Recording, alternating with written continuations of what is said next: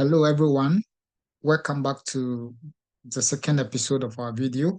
My name is Frank Ajopum, and in today's video, we are going to look at how to master your SI scholarship application for 2024.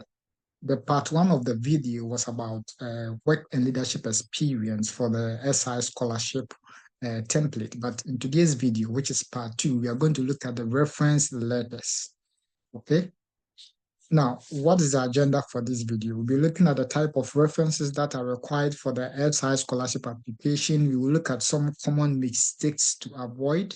We'll also look at how to validate the reference letters form and also how to fill the reference letters. And then finally, we will look at how to make your reference letters to match the SI CV template. Okay, so let's look at the first agenda. Now, the question is, what type of reference are required in the SI scholarship application? According to SI, two letter of reference forms, of which you are supposed to use the SI template. SI has a Word document template, and you are supposed to fill two letter of reference form.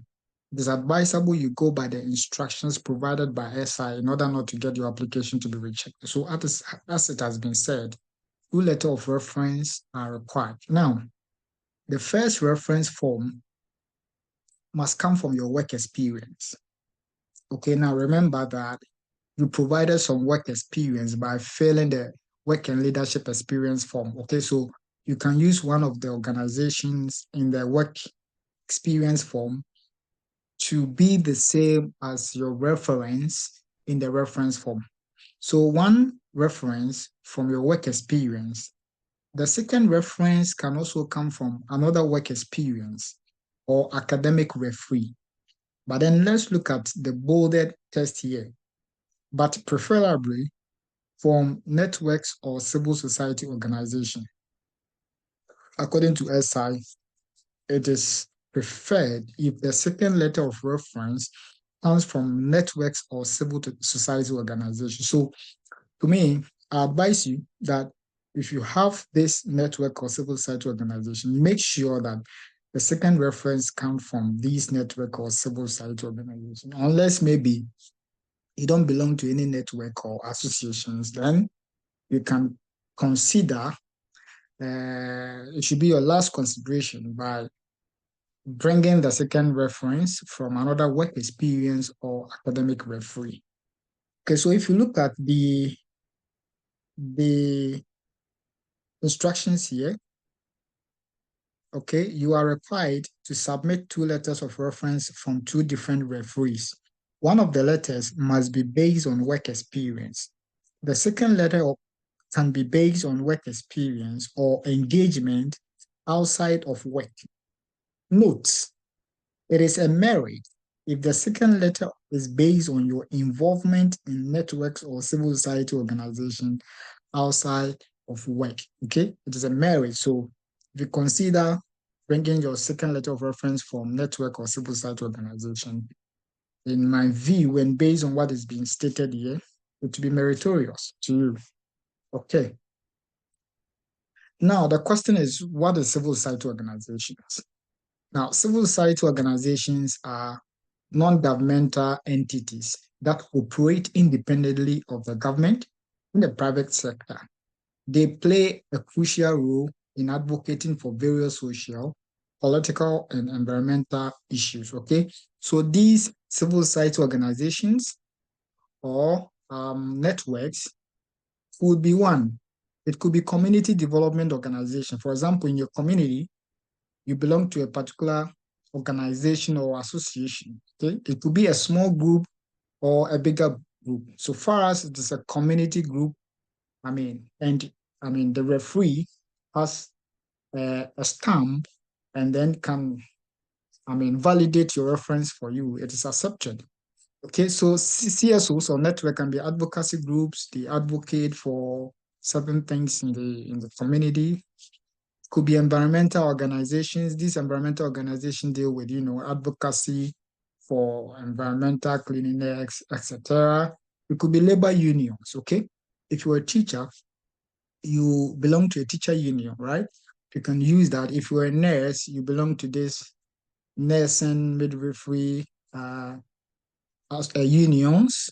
Okay, so labor unions are accepted. It could be youth organizations, it could be religious or faith-based organizations. If you belong to a particular religion, could be Muslim, could be Christianity, okay? You have these associations within these religions are also accepted. It could be cultural and art organizations, education foundations, peace and conflict resolution organizations, so many organizations, okay, that are outside your work experience, of which you can use them as one of your letters that is based on civil society organizations, okay? So let's look at the next item. Okay, so let's look at common mistakes to avoid in the reference form. Now, the work experience must match with one of the reference used and the SICV. Okay, now remember that one of the reference supposed to come from work experience. Okay, so already you use an organization, the work experience. So you can use the same organization as your reference. If you worked in organization A, remember that you have already stated that in the work experience and leadership experience form. So the same work can be, a referee in the reference form. And the work experience you have validated, those works you have already validated should be the same organizations that you write or type on the SIC. Now, it is advisable to ensure that the second reference comes from CSOs, civil society organizations or networks, as it is preferably, it is preferred by SI. Okay, that is meritorious. It's a merit if you ensure that the second references from CSOs or networks. So who cannot sign the reference form? Remember that we talked about this in the work and leadership experience form. It's the same thing here. Your co-workers, okay, those who work with, family members cannot sign, and then individuals who, demand compensation. It is important that you allow your supervisors, your managers, your HR, the head of organization, these people can sign the work and leadership experience form. At the same time, they can sign the reference form. Okay. Now, your supervisor can sign the work experience form. You can make the same supervisor to sign the reference form based on work experience. You can also change it depending on how you'll be able to meet one of them. Supervisor can sign all of them, or your supervisor can sign the work experience and your manager can sign the reference form. So far as these people are eligible to sign, they can do that in any of the forms. Okay. Now, let's look at the items circled in red here. If you work in a family business, if you are the owner of a business, or if you do freelance work, freelance work are their type of employment that are based on like contract. You were given like a 3-month contract, you were given like maybe a 6-month contract, or you were given a project to do. Okay, that's a freelance work. SI can accept a signature from a client or a staff who works at your company who is not your family member.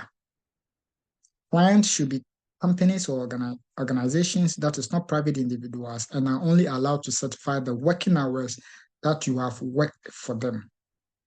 The stamp should be the official stamp of the company. So for example, you work in the family business and or you are the owner of the business, or if you do a freelance work, a client or a staff. Okay? Now remember that you actually work for some companies. The business is for you, but you work for people. So those people you work for can provide a reference letter for you. But in that case, they are supposed to use their company stamp to validate it for you. That is what is being stated here. Because if you're owner of a business, you cannot become your own referee. You are the owner, you cannot become your own referee. I mean, that is not accepted or acceptable.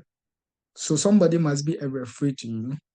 And in that case, the people or the organization you work for, okay, they can validate your reference letter for you. And they should supposed to certify, the working hours that you have worked for them.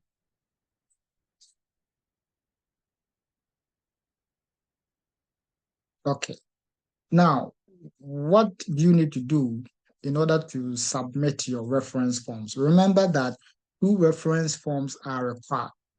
One from work experience, the second one from another work experience or academic referee. But as I said, and as it has been stated by SI, it is preferable if the second letter of reference is from network or civil society organization. So once you have your two letter of reference, you have to merge them, okay? You merge them in PDF, making sure that the work experience form, the letter of reference based on work experience should be at the top.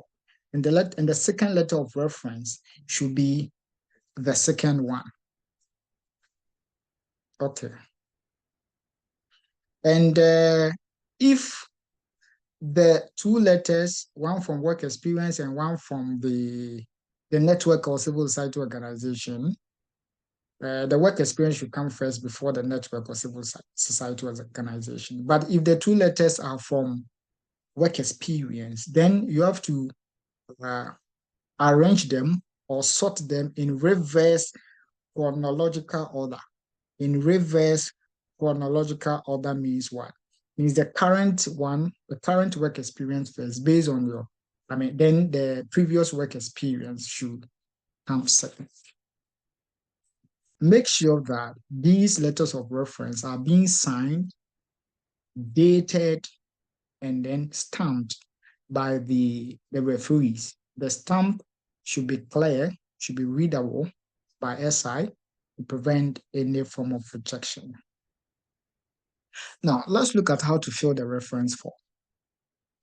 How to fill the reference form. Remember that the reference forms are not supposed to be filled by the applicant. They are supposed to be filled by your referees. So, a guide to the referees, okay? I mean, filling the form is easy. I'm going to only talk about this one, this side of the reference form. The question is, what is the letter of reference based on? What is the letter of reference based on?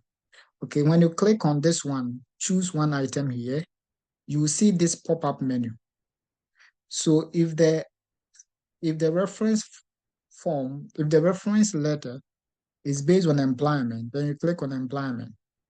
If the second letter of reference is from networks or civil society organization, which is preferred by SI, you get this, then you click on this one.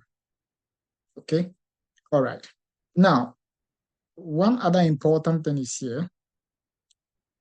In what capacity do you know the applicant? This question has been asked. The referee, okay? SI is asking the referee that in what capacity do you know the applicant? So the referee can say something like, the applicant has been working as a teacher, the applicant has been working as a nurse for quite a period of time. I mean, simple question. The applicant is a teacher. The applicant was a teacher. These type of answers are required. Then another question here is, how long has the applicant been working or studying with you at your organization or university? Please specify the number of hours. Okay, so it is important to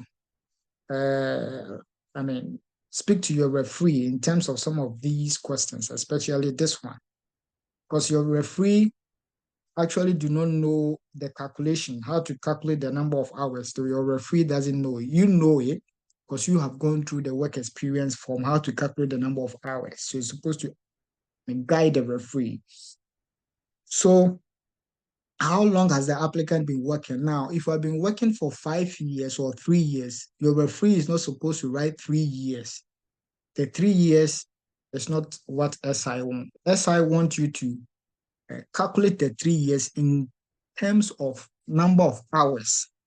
The calculation is already made in the work experience form, so you can refer on how to do the calculation, provide your referee for a referee to put it there, because your referee doesn't know the number of hours. So prevent something like that. Your referee must prevent something like the applicant has been working for 3 years, 5 years, 6 years. No, it's supposed to be in number of hours, like 1,000 hours, 4,000 hours, 6,000 hours.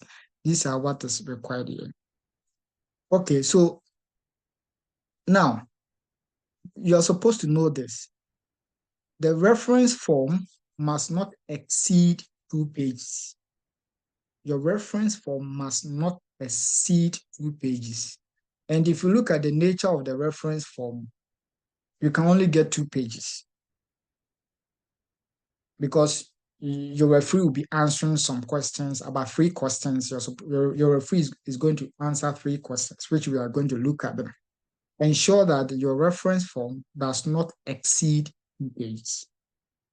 Okay, so you can get 2 pages. Don't exceed. If you exceed, SI is going to disregard the other pages as well. Okay, all right. So let's look at the last section of the reference form. Your referee is supposed to answer like 3 questions on your behalf. The first question is, in your view, how would an SI scholarship for master's studies in Sweden enhance the applicant capacity for professional and academic growth? Okay, these are questions your referee. Your referee can touch on certain areas like international exposure and cultural competence. Okay, when you're being offered a scholarship, it's going to expose you internationally, and you get a chance to, expose yourself to some cultural activities in Sweden, etc. So you can see the bulleted point here: exposure to international academic environment, fostering cultural diversity and global perspective. So your referee can expand on these areas. Number 2, quality of education in Sweden. Because in Sweden, there's a high quality of education. The education is of high standard, contribution to academic excellence. The 3 is research opportunities and innovation. When you get a chance to get an SR scholarship, it will expose you in terms of getting access to research opportunities and innovation. Okay. Now, number 4 is, networking and professional connections. You get opportunities for networking with scholars and professionals, get opportunities to build a professional network beyond academia. Number 5, language skills and communication. You will be able to enhance your language proficiency, value of effective communication skills for academic and professional success. Number 6 is global perspective and leadership skills. You'll be able to develop yourself in the global perspective, preparation for leadership roles in the globalized workforce, and you have an impact on career trajectory that is significantly enhancing your professional qualification and alignment with career goals and aspirations. So these are points that your referee can touch on in terms of the first question. Now, let's look at the second question.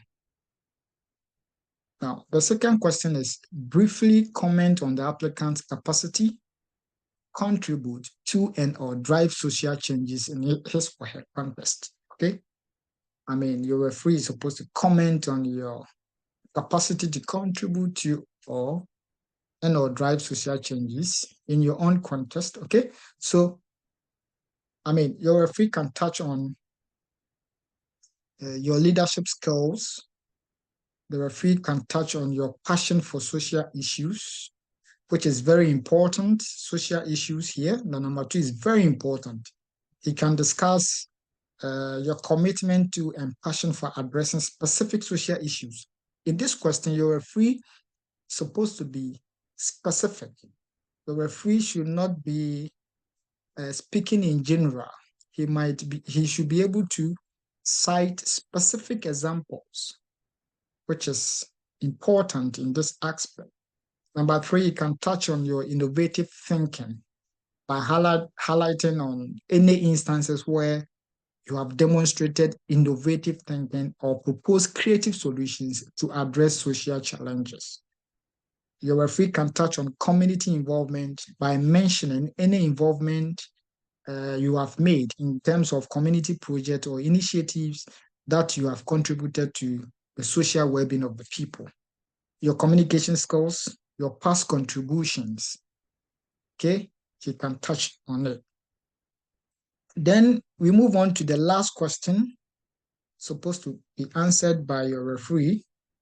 The last question is, assess the applicant leadership potential and the ability to contribute to societal development through qualities like networking, determination, analytical and critical thinking, and communication. And it's supposed to give a concrete example. Okay, the referee must be concise, brief, by giving specific examples. Not supposed to speak in general, supposed to give your contributions. Because first of all, he can touch on your leadership potential in terms of networking. Okay, so in terms of networking, your referee can, provide your networking skills by providing a specific example. For example, actively participating in the professional conferences, establishing connections with influential figures in the field. You can touch on your determination. Where has your determination been evident? He can mention that. For example, completing a challenging project. Okay, by mentioning the challenging project you contributed, under tight deadlines or overcoming obstacles to achieve a specific goal which must be mentioned. Number two, he can touch on your contribution to societal development. And your contribution to societal development would be from your analytical and critical thinking. So he can state things like the applicant exhibit excellent analytical and critical thinking skills as demonstrated by, and here he can give you the specific example, like conducting thorough research on a complex societal issue and proposing innovative solutions. He can talk about your communication, how your communication was very effective. Example, leading a public awareness campaign or delivering a compelling presentation on a societal issue. So this is all that I have for you. So in brief, your reference form must not exceed 2 pages. Remember that you should submit 2 references, one from work experience. The second one is preferred that you bring the reference from a network or civil society organization. Now, 2 reference forms, each of them should not exceed 2 pages. Ensure that these references are being signed, dated, stamped. The stamp must be clear, readable, to prevent a rejection of your application. Now we are almost getting to 1K. I would like you to subscribe to the channel. Please like and share. Let's grow the channel together so that I'll be motivated to bring you more videos.